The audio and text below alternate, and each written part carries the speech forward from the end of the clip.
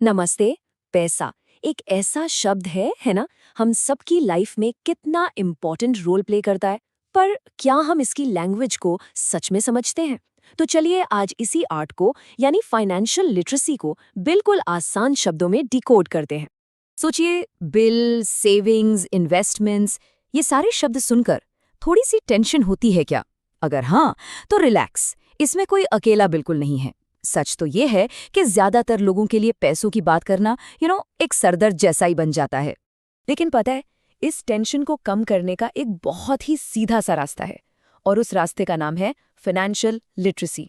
तो आइए देखते हैं कि ये आखिर चीज क्या है। तो फाइनेंशियल लिटरेसी, या जिसे हम वित्तीय साक्षरता भी कहते हैं, इसका सीधा सा मतलब है वो नॉलेज और स्किल्स जिससे पैसों के बारे में सही इन्फॉर्म्ड डिसीजंस लिए जा सकें। इसको ऐसे समझिए, जैसे गाड़ी चलाने के लिए ट्रैफिक रूल्स जानना जरूरी है ना, बस वैसे ही ये नॉलेज हमें पैसों की सड़क पर सेफ रखती है। और हाँ, इसे कोई रॉकेट साउंड्स मत समझिएगा, बिल्कुल नहीं।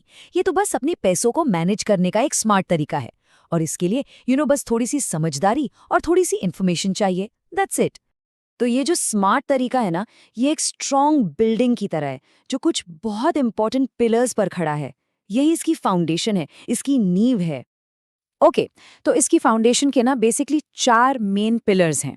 नंबर 1, बजटिंग, मतलब बिल्कुल क्लियर होना कि पैसा आ कहाँ से रहा है और जा कहाँ रहा है, सिंपल। नंबर 2, सेविंग, मतलब फ्यूचर के गोल्स के लिए, जैसे घर लेना है, पढ़ाई करनी है, उसके लिए पैसा साइड में रखना। फिर आता है नंबर 3, इन्वेस्टिंग। इसका मतलब है अपने पैसों को काम पर लगाना ताकि वो टाइम के साथ ग्रो कर सकें, बढ़ सकें। और लास्ट नंबर 4, मैनेजिंग डेट, यानी क्रेडिट या उधार को स्मार्टली यूज करना ताकि वो कभी बोझ ना बने। और बस यही चारों मिलकर एक सॉलिड फाइनेंशियल फाउंडेशन बनाते हैं। ठीक है, अब ये पिलर्स तो समझ आ गए, लेकिन असली सवाल तो ये उठता है कि ये सब जानना इतना जरूरी है ही क्यों? मतलब लाइफ में इससे आखिर फर्क क्या पड़ता है?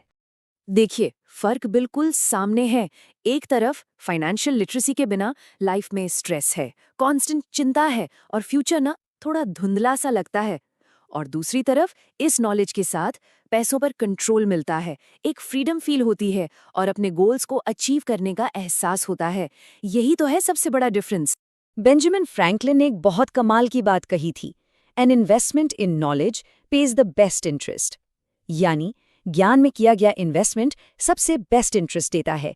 और ये बात फाइनेंशियल नॉलेज पर तो एकदम फिट बैठती है। सच में ये एक ऐसा इन्वेस्टमेंट है जिसका रिटर्न लाइफ लॉन्ग मिलता है।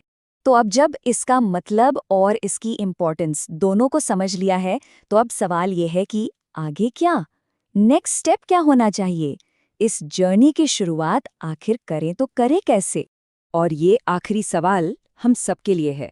अपने फाइनेंशियल फ्यूचर को बेहतर बनाने के लिए वो पहला छोटा सा कदम क्या हो सकता है जो आज अभी उठाया जा सके? पता है, इस सवाल पर सोचना भी फाइनेंशियल फ्रीडम की तरफ बढ़ाया गया पहला कदम है।